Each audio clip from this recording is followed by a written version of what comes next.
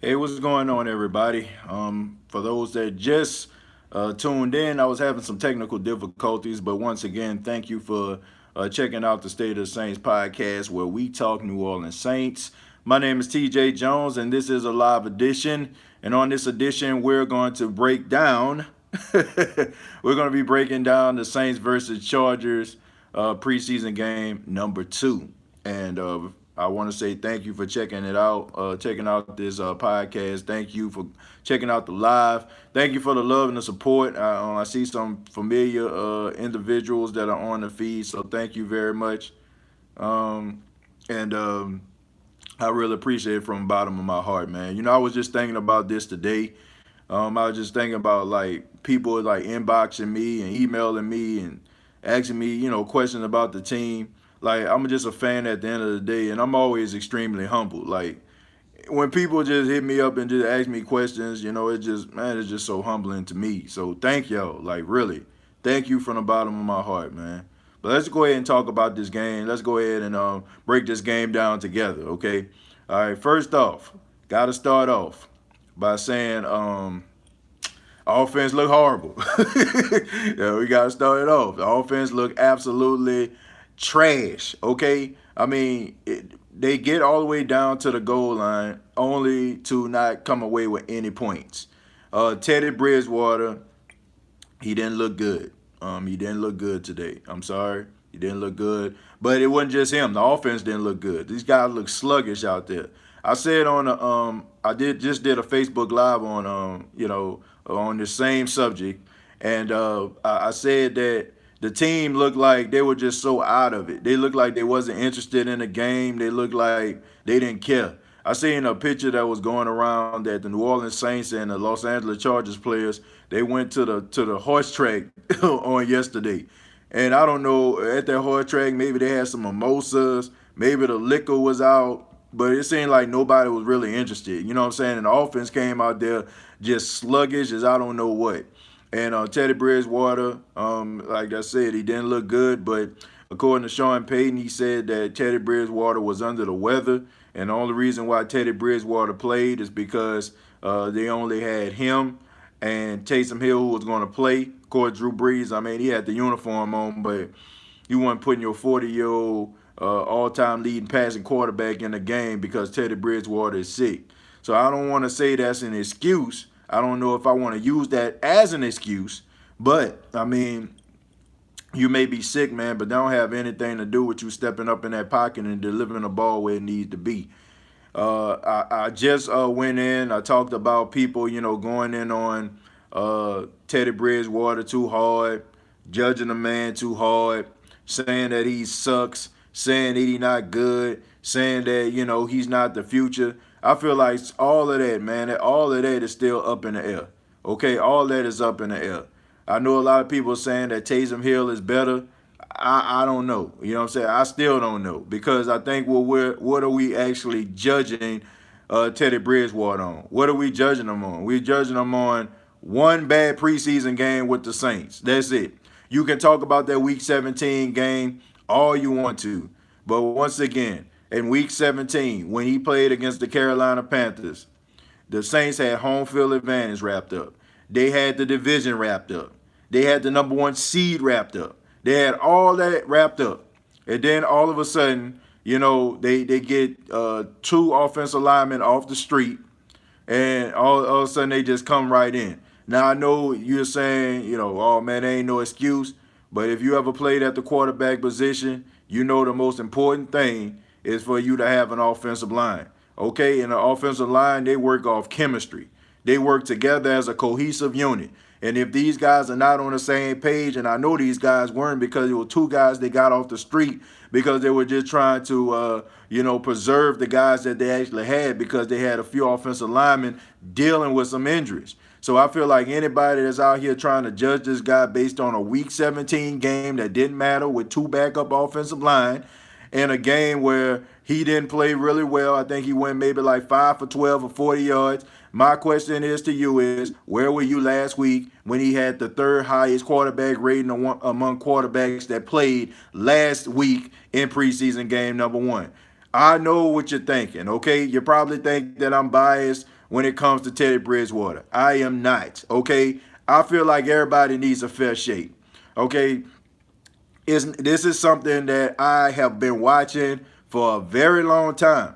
It's Teddy Bridgewater playing football. This isn't something I just watched last week or week 17. I've been watching Teddy Bridgewater. He's been playing at Louisville. I've been watching this man. I can give you the breakdown of this guy. And I can tell you right now, this guy missed 2 years out the league. And the last time he was a starting quarterback in the league, he was a Pro Bowler. Now, I know we like Taysom Hill. He did an outstanding job today. He went out there. He definitely was the player of the game. He definitely was the spark. But for me to say to you today that I would choose him over Teddy Bridgewater, I would not. Taysom Hill has not shown me that he can be a starting quarterback in the National Football League.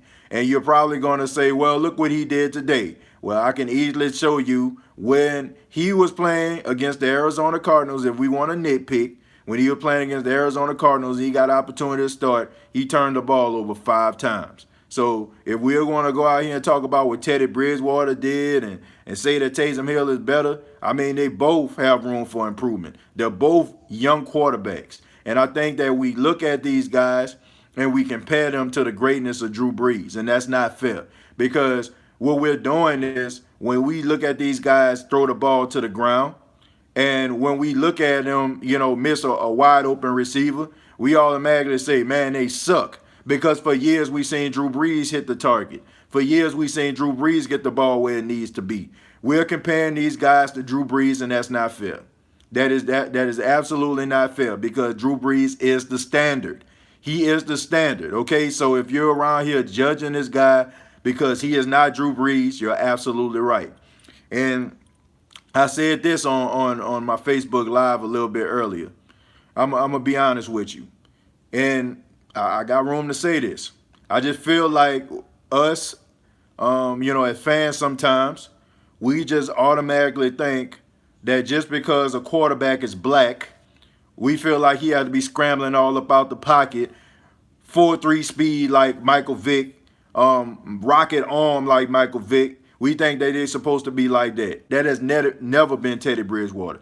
Teddy Bridgewater has never, ever been a scrambler. If he scrambles, he just scrambling because, the play broke down. But that's what we do, man. Like, we see, man, you can't lie. We are not used to seeing brothers at the quarterback position, African Americans, throw the football, and just stand in the pocket. The only person I can think of besides Teddy Bridgewater would be Byron Leftwich, when he played for the Jaguars, and David Garrard, who also played. That's the only person. Or you saying Aaron Brooks, good point too. But Aaron Brooks, he was a person that wanted to stand in the pocket, but before he came to the Saints and he was a backup quarterback for the Green Bay Packers, he was a scrambler, my friend. He was a scrambler, and that's one of the reasons why, the Saints ended up getting him. And if you watched him in his first year when Jeff Blake got hurt, he was a scrambler. It wasn't until he became acclimated with the offense was he one of those quarterbacks that stood in the pockets. And I know that's a joke, Invictus. You gotta be trolling right now. I'm not even gonna respond to that. Y'all can look, y'all can look at what he just said. I'm not even gonna dignify that with a response, bro. I know you kidding. That's why I'm not even gonna dignify that. I'm not even gonna say anything about that. But anyway, I just think that just comes with the territory. But Teddy Bridgewater is not that kind of guy, and that's probably one of the reasons why Sean Payton likes him so much, because if you had to look at the quarterbacks, and the one that would be closest to a Drew Brees type would be Teddy Bridgewater, because Teddy Bridgewater is not known for being a scrambler. He's a guy that stands in the pocket. And that's the reason why I feel like Sean Payton feels like he can actually shape and mold him. And I want to say this too. You have to understand that Teddy Bridgewater is 27 years old. And I know people will say, man, they got some good quarterbacks in the league that are younger than him. But when you look at people like Patrick Mahomes and Carson Wentz, those guys are anomalies. You know what I'm saying? You look at somebody like Aaron Rodgers, somebody that they look at as being an all-time great. You look at somebody like Brett Favre. You know what I'm saying? Even Peyton Manning. You know what I'm saying? It took him some years for the light to come on. Peyton Manning led the league in interceptions his first couple of seasons. He had more interceptions in the first 3 seasons than any other quarterback, man. So it takes a while for these guys to get acclimated for the light to come on. I just think that sometimes we look at other guys and we just wonder, why isn't the guy that we rooting for like that? But that's what makes those guys special. But enough of this Teddy Bridgewater, Taysom Hill talk, man. I'll leave that up. Whatever. I can understand why you would say that Taysom Hill needs to start. I'm pretty sure you can make some arguments for that, and I can make some arguments to say Teddy Bridgewater can start, and you probably can too. So that's just in this situation, man. I tell people this. I see it. This is one of those situations that seem like they're dividing the Who Dat Nation. It's dividing the Who Dat Nation because everybody talking about it. I see Saints fans going at each other's throats, man. At the end of the day, we all got this Florida Lee in our heart, on our hat, on our shirts, you know what I'm saying, or in, our clothes somewhere, you know what I'm saying, on a pitch in a house. We all cheer for the same team, and when they score, we all say who that. You know what I'm saying? So don't let this divide us, man. Let's just agree to disagree and move on. As far as the defense is concerned, they did a lot better. I was very happy and very elated that they got that 3 and out. Okay, I was elated because, man, last week it left a bad taste in my mouth. So to see these guys actually come back and play at a high level, I was happy to see that. You know what I'm saying? I was happy to see those guys get off the field. I was happy to see AJ Klein get a pick. I was happy to see the run defense play like they were one of the best last season. Excuse me if I'm coughing, man. Like I said, I just did like an hour long Facebook Live, so throat a little dry. But anyway, I was happy to see that. And, there was some pluses, but I think the special teams need some work. I said that the Saints had the special teams coach who was one of the best special teams coaches in NFL history. He ended up retiring, and now they got this new guy. And, they got to clean that up, man. I ain't used to seeing that. It's been a while since I seen the Saints special teams give up a big play like that. So that was very alarming. But on a positive note, Dante Harris, the kick returner for the Saints, I think he's definitely going to make the team. He is a good kick and punt returner. He's a guy who has a good vision. He's very elusive, and I like what I saw out of him. I think that's going to be something that the Saints going to be able to work with. And I think he's going to make the team based on his special teams performance. Caden Ellis is somebody that stood out defensively. I like this guy. I think this is a guy that I think somebody asked me a question about what we're going to do about Alex Anzalone. I think that we found our answer in Caden Ellis. This young man has a high motor. He's all over the field. He's flying all over the field. He's making tackles. He's a 7th-round pick out of Idaho, and he's hungry, okay? Not for potatoes, but for playing time, you know what I'm saying?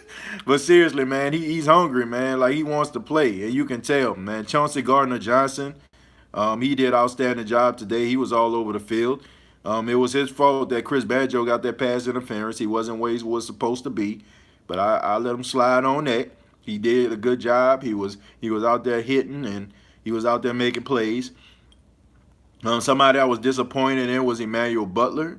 I was looking forward to seeing him play, and I don't know if he was just nervous. It was the fact that it was his first real NFL game, and he went out there and it showed. He had an opportunity to keep the chains moving, and he dropped the pass.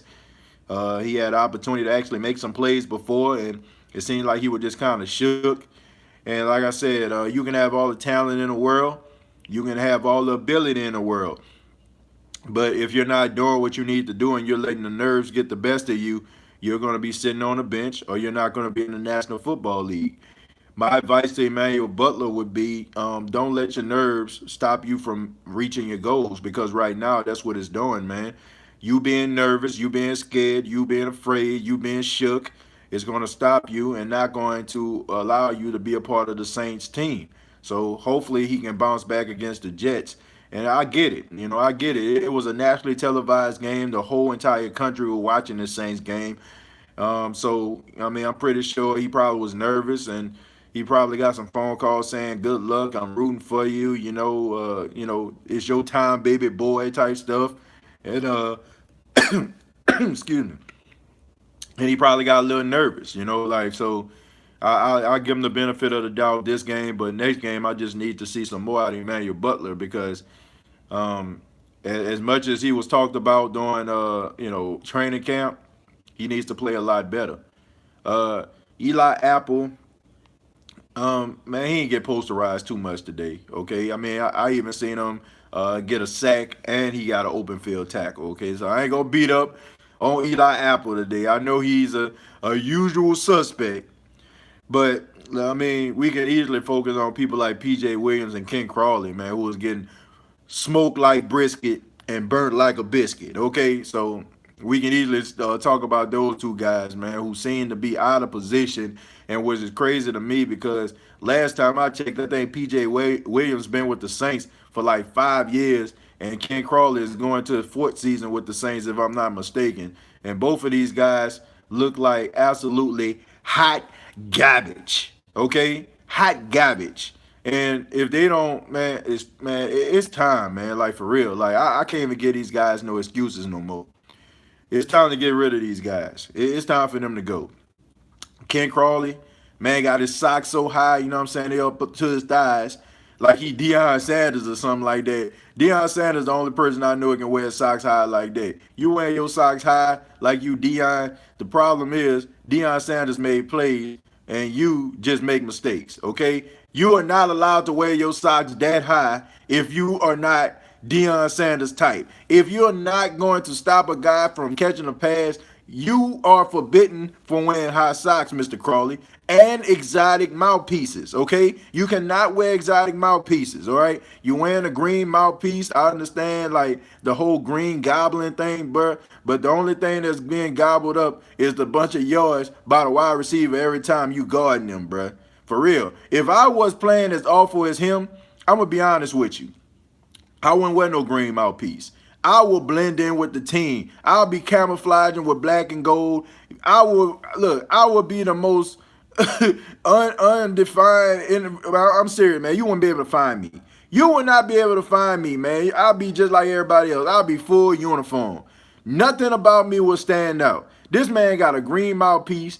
And you know people gonna pay attention to that because nothing on the Saints team has any green in it. And he goes out there and just gets smoked. Time for him to go, bruh. No excuses. No more excuses, man. I ain't got no more excuses for Ken Crawley. I just don't. I mean, dude just awful. Like, for real. First season, he was out there. He was balling. First season, him alongside Lattimore, I was like, okay. All right, we got a little something. Second season, I think it was him and what's that? Who was it? And then we have like another Harris on the team. What was his name? Dante Harris too. I can't remember. I can't remember what his first name was, but he ended up going to the Buccaneers. But both of them were trash, horrible, trash. Like for real though. Like it was like you were playing Madden on rookie. You know what I'm saying? Like you ever just play Madden on rookie and just do a streak route? You just run right past the corner. That's the way it was looking out there. Like straight up trash. Yeah, Devontae Harris. Thank you. Awful, trash, pathetic. Pitiful, okay? Devontae Harris, yes, Devontae, trash. Devontae, man. The only Devontae I acknowledge is the dude from Jodeci, okay? That's the only person I acknowledge that's named Devontae because his damn show ain't no Harris, for real. That's the only one. Let me answer some of these questions, though. And see some of your statements as well. Crawley is a PI machine. Absolutely, man, for real. Just call him Mr. PI.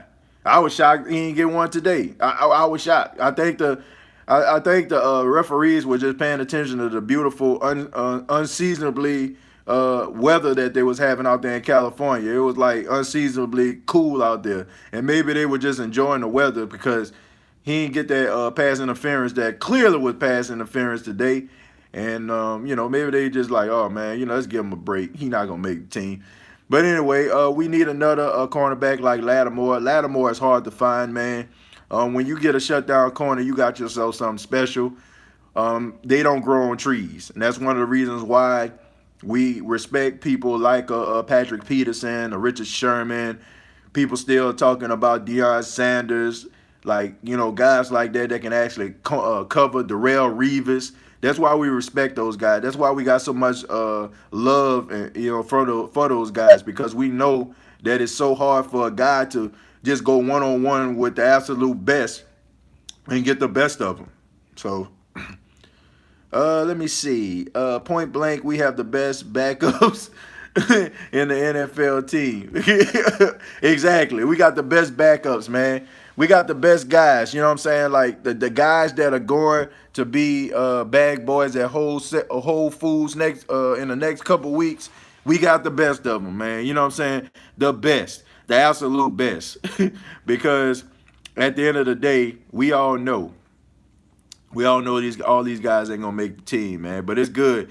You know, we got, you know, guy that caught an interception today and stuff like that. I'm pretty sure he's not gonna make the team, but it's probably something he'll be able to tell his grandkids and his kids about, you know, that he caught a pick six. Even though they called the pick six back, you know what I'm saying? He can always tell that story saying, you know, I sealed the game. You know, I think sometimes, like, I know we get caught up, you know, in the whole who gonna make the team and we want our team to succeed, but you gotta give a lot of these guys credit, man. You know, just living a dream right now, man. Go and put that uniform on, even if you don't make the team. You get opportunity to walk out the tunnel with Drew Brees and Michael Thomas and Marshawn Lattimore, guys like that.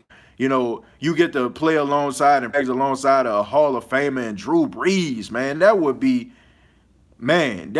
absolutely incredible, wouldn't it? You know what I'm saying? So, I mean, to a certain extent, I guess these guys are living a dream, even if the dream ain't gonna last that long. You know, some of them, you know, it might last longer than others, but man, that gotta be a dream. Just imagine, you know what I'm saying? Like you just trying to make a team, and you like, okay, the Saints call you, and next day you know what I'm saying? Like if you're a wide receiver, you catching passes from Drew Brees. Like how cool would that be?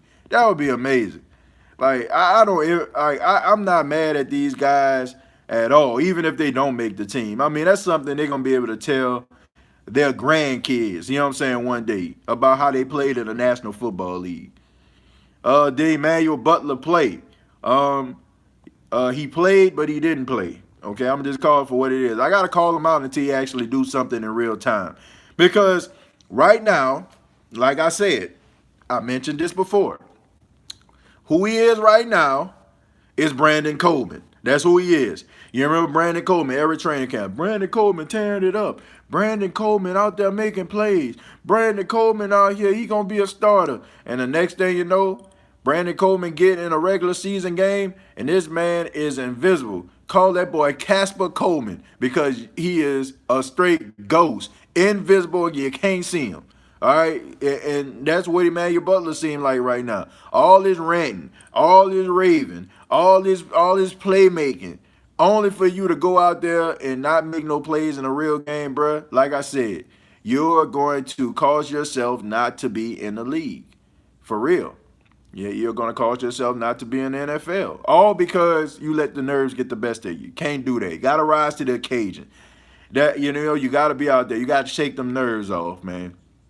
If your nerves going to get the best of you, people are never going to realize your greatness, man. They never going to see it. They're never going to see your greatness. And it's sad. It'll be sad for you to go this far only for you to not make the team because you was too nervous to play. That would be crazy. Who do we keep at wide receiver?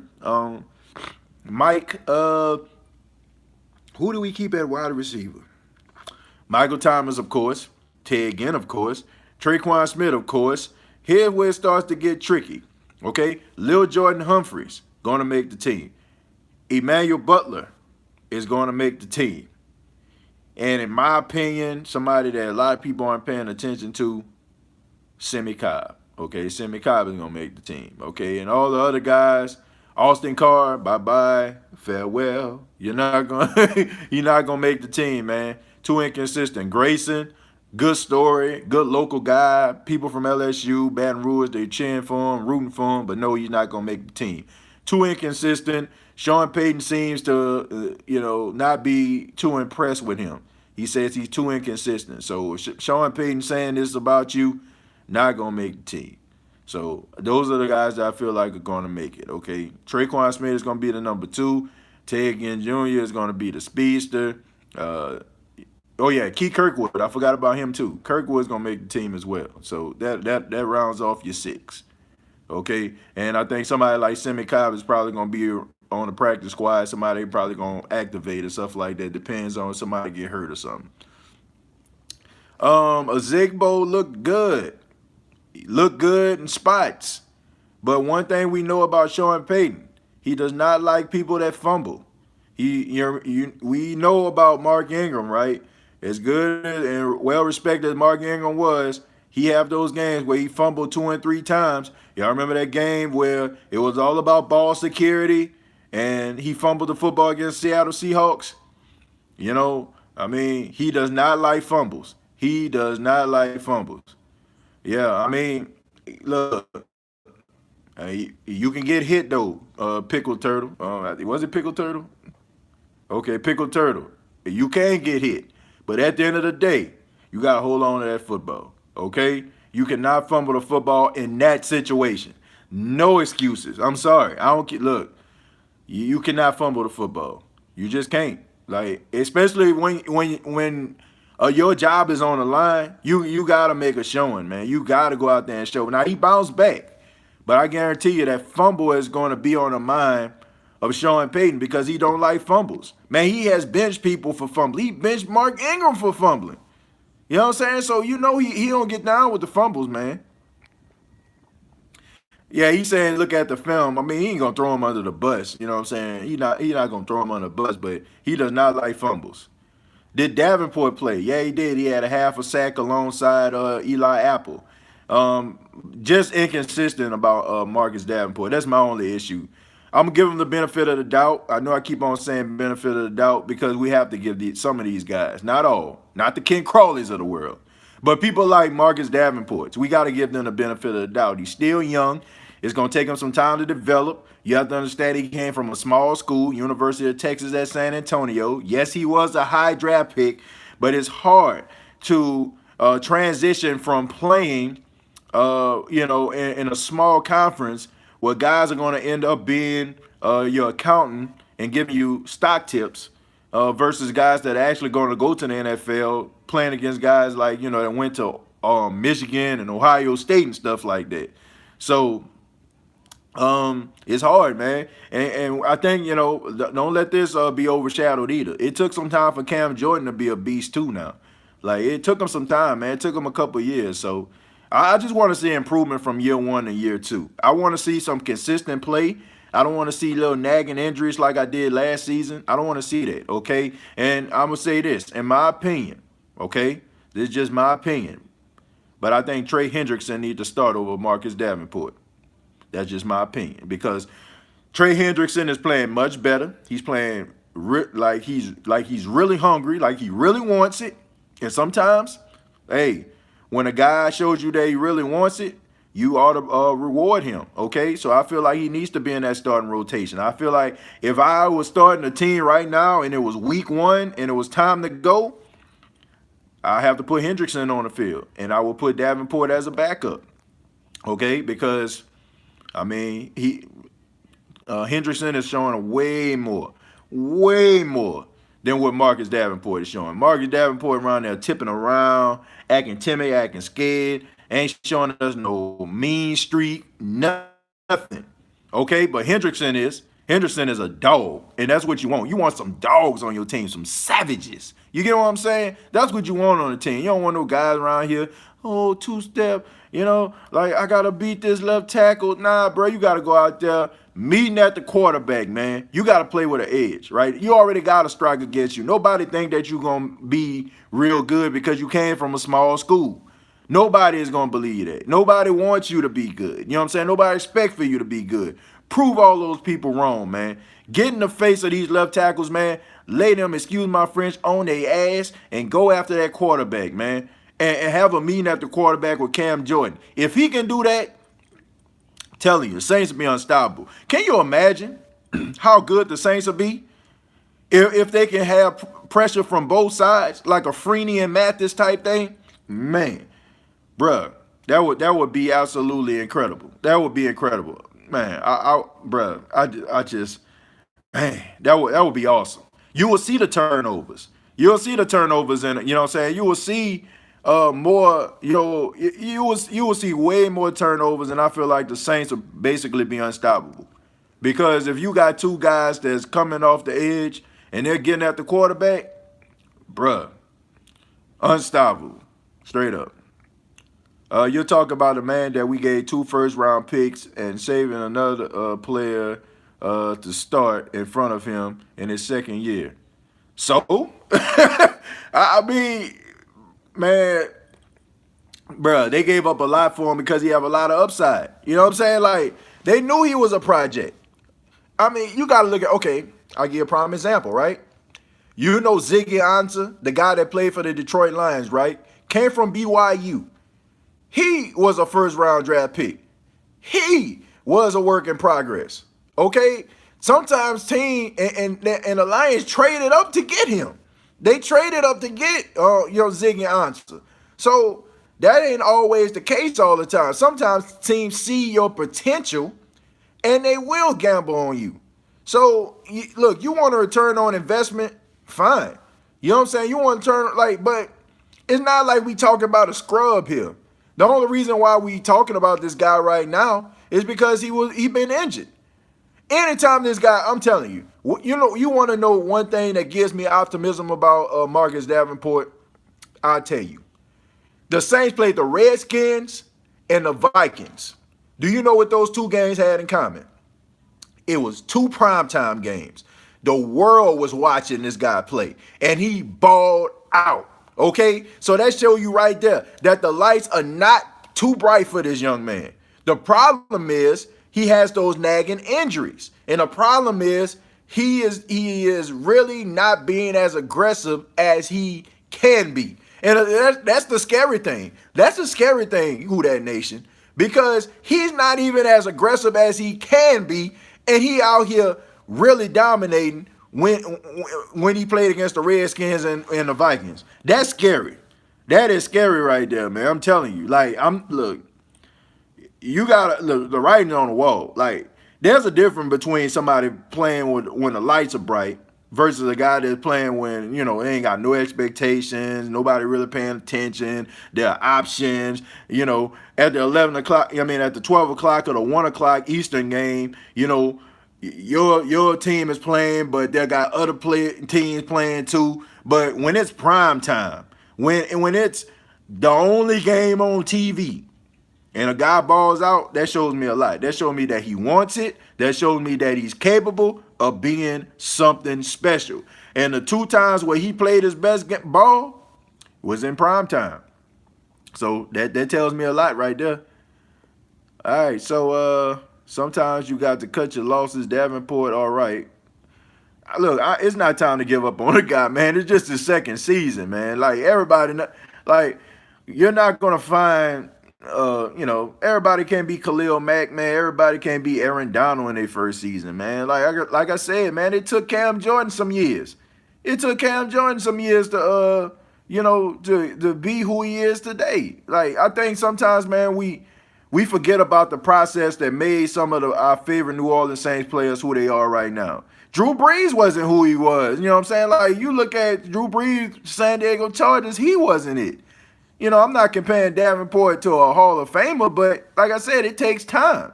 It takes time for guys to develop and mold and shape themselves into what we feel they should be. Get a guy some time. It's just his second season. And like I said, he played okay. He didn't play awful.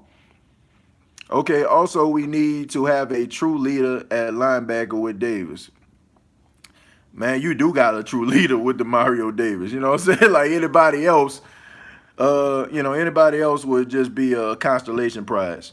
Demario Davis is an incredible human being. Okay, this guy does so much work off the field, the true definition of more than an athlete. You know what I'm saying? This guy, him along with what's the guy's name? Man, his name slipped my mind right now. But they end up going to Michigan. Man, they got a trailer full of water and gave it to the people of Michigan. This guy has went to the border, you know what I'm saying, to see the conditions out there. This guy's done so many things within the community, donate his own hard-earned money to causes that he believes in.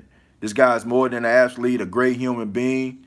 Anytime that, a person, that makes millions of dollars can think and look past themselves, to think about the greater good, he got respect from me. True leader, you know what I'm saying? No doubt. Okay, but I think Kaden Ellis can fill that role.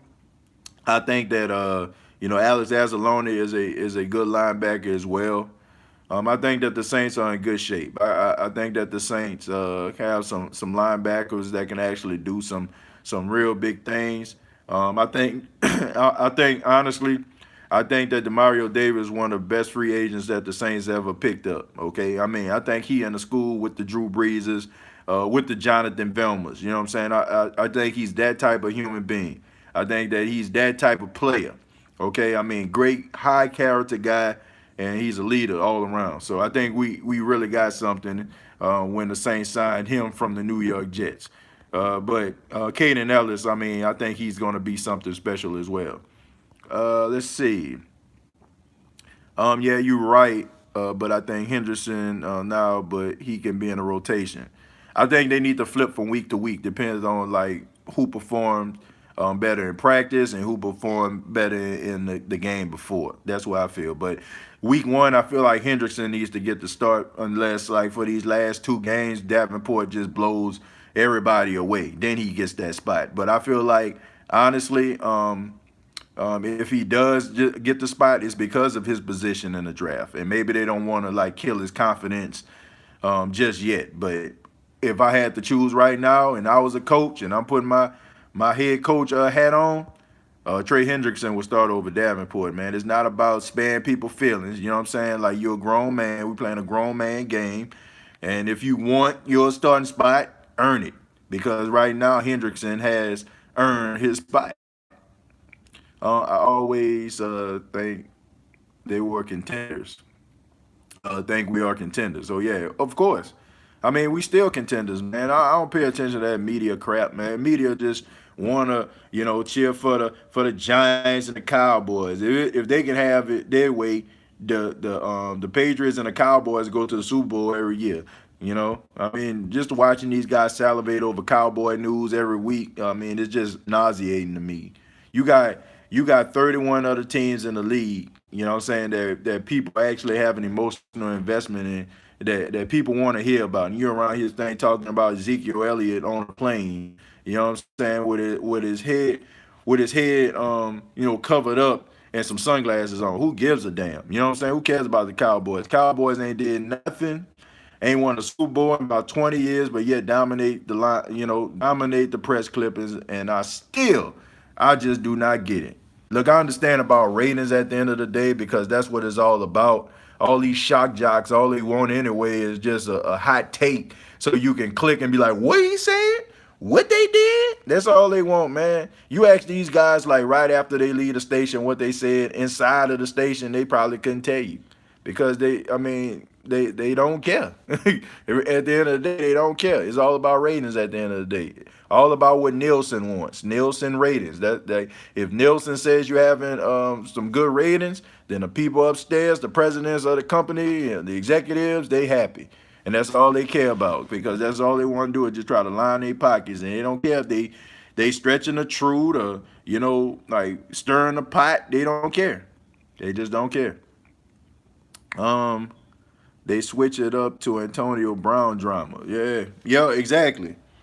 I don't think the Raiders got this much press in about 20 years. Okay, I think the last thing the Raiders, got press about was because Al Davis, their owner, died. That's the last time they got any press about anything, and probably when John Gruden came back. Okay, that's probably probably the last person that made the media want to talk about the Raiders. Al Davis and his controversial draft picks. But besides that, ain't worth talking about. Now they want to talk about Antonio Brown. Like, who cares, man? Raiders ain't doing nothing. But that's what they want, man. They love controversy. They love controversy. They like stirring the pot. They like giving they take and all that kind of stuff. They like putting them little nuggets inside people's ear because they know them players be watching that stuff. So that they know what they doing at the end of the day, man. I mean, we all know Stephen A. Smith don't know much about football at all, man. I mean, the mistakes he makes, and I'm telling you, many times he stumble over his words when it comes to players and time periods and what players did what. I mean, if it wasn't for that little bug in his ear, you know what I'm saying, a little headset and them producers in the back feeding them information, them boys would be up there like drooling idiots. Shoot, straight up. I have an eye feeling all that AB controversy is for the Hard Knock show. Yes and no, because I don't feel like ESPN or Fox Sports One having any type of investment in HBO. So I just feel like they just want to talk about it because people like controversy at the end of the day. I mean, it's just the truth, man. I know we want to hear about our favorite team, but people would rather, hear about somebody, fall from grace, or they would like to hear from somebody that, was at the top at one time, you know what I'm saying, but then fell off because, they got popped for PEDs. They like to put stories out there like that because they know people like that type of controversial stuff. But for me, I just feel like the team that's on top, I feel like they need to dominate. Okay, you know what I'm saying? Because they worth it. But I will say this though, I really don't care because I feel like all them outside distractions only divides teams. I like the fact that the Saints kind of fly under the radar. I wish they get talked about when it comes to like Drew Brees' greatness. I feel like that just get kind of slid under the rug. But I don't care about them not talking about the Saints. Let them not talk about them, and the Saints will rise up and beat their teams that they talking about gonna make the Super Bowl. Really don't matter to me. Really don't. Let's see. Um, Let me see. I think seen somebody ask a question about Clinton Jumper. Okay, now Clinton Jumper, he was the one I was talking about earlier who had the pick six, but it was called back. He had the interception. Okay, by NFL records, he had an interception today. I'm happy for that young man. You know what I'm saying? Like I said, time is life. Um, but where he played at in the game, I have to be honest with you. I think that him actually making a team is probably not going to happen. Probably not going to happen. Probably practice squad at best. Don't think he gonna make the team, but it's a great story for him to tell. I don't think that he's gonna be in the Saints linebacker rotation, but he did put something on tape, and he did it in front of a nationally televised audience. So that's a good thing. So even if the Saints don't select him, maybe another team look at what he did and watch the tape and pay attention to him and see how he plays, and maybe he can make somebody else's team. But to be a part of the black and gold might be a little bit of a stretch for him, but I am happy for him, man, because he seemed like, he was really excited. And I even seen Jared Cook go over there and like pat him on the shoulder pad. So it seemed like guys, want him to do well. What's your record prediction for this up and coming season? I don't want to call records out, man. I'm gonna be like, well, I'm not trying to not answer your question, but I'm just kind of superstitious about that kind of stuff. Like I call somebody like I call the Falcons record out or something like that because I don't like them, But for my team, I don't want to jinx them. Okay, let's just say I want them to have double-digit wins, and I'll leave it at that. Okay, but the Falcons ain't gonna have double-digit wins. They're not gonna have double digits. Okay, they're not gonna have that. Okay, and if you got some Falcon trolls up here, I don't care. Y'all not gonna be in the number, cause number one, y'all not that good, and you need to thank your lucky stars that you played a division with the New Orleans Saints that led by the all-time leading passing quarterback. Because if you didn't, nobody would talk about you at all. That's facts. Nobody would care about y'all playing on national TV right now this season because of the Saints. If you all weren't playing the Saints, you will not be on national TV because you have done nothing except lay an egg and embarrass yourself in the Super Bowl. That's it. That's all you done. Okay, that's all you done. What have the Falcons done to deserve nationally televised games? Please tell me. Nothing. Absolutely nothing. So, yeah, I'm taking shots at you. I don't think you're gonna get double-digit wins. If you don't like it, prove me wrong, which I know you can't, because your defense ain't gonna be that good. Anyway, let's see. I swear I have a thing where I say that the Saints will win, they lose. When I say they lose, they win. Hey, that's a Saints tradition right there. That tells me right there you've been a Saints fan for a long time, because that's been a tradition, man. That, them winning games that they supposed to lose and losing games they supposed to win. But they did a good job not playing down to their competition last season. So I gotta respect that. By the way, since Breeze and Peyton came, Saints swept the Falcons in 2006, 2007, 2009, 2011, 2013, 2015, and 2018. And not to mention, Wyatt, that the Falcons have not beat the New Orleans Saints since 2017. And ain't it like 2019? It's 2019, right? I'm not sure, but 2017. Wasn't it like almost 2 years ago? I'm just saying. Wasn't it? I think it is, though. If I did my math correct. They haven't beaten the Saints in 2 years. But anyway, man, yeah, they did build a 25-point lead in the Super Bowl, man. That will ever, honestly, there was one, excuse me, there was one comeback that stand the test of time before this happened. It was the Buffalo Bills versus the Houston Oilers. Okay, this one, Frank Reich, who's the head coach of the Indianapolis Colts, he was playing in a playoff game for injured Jim Kelly. And the Houston Oilers, who had a very explosive air raid type offense, throwing the ball all over the yard. Okay, they had, I think, it was like a 30-3 lead or something like that going into halftime. And the Buffalo Bills came all the way back, and they won that game. 35-3. Thank you. 35-3. They came all the way back, and they won that game. All the way back. And that was the game right there that everybody, talked about. But nobody seems to care about that game anymore. And you know why? Because the Atlanta Falcons blew a 25-point lead in the Super Bowl. 25-point lead in the biggest game ever. Okay, this is what this little kid right now with the football in his front yard, sitting on the porch, throwing it up to himself. This is what he's thinking about right now, playing in the Super Bowl. And the entire world seeing that they blew it. I mean, Hispanic fans, I can't speak Spanish, but they were saying in Spanish, he blew it, Holmes.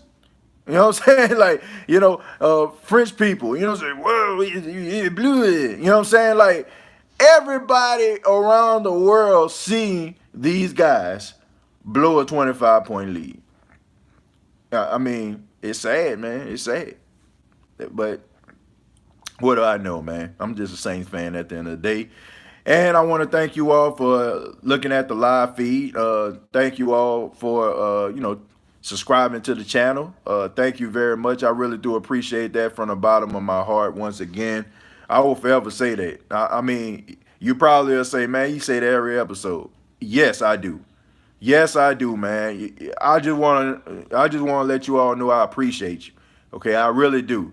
I love, the question that you asked. I like the comment, the feedback. Thank you all very much for your love and your support, because without you, this channel wouldn't be successful. Nobody would care, about what I'm saying right now. You all, the Who Dat Nation, showing me love and rallying around me and supporting what I'm doing right now. Thank you very much. But I will be back next week, and I will be doing some State of Saints podcasts.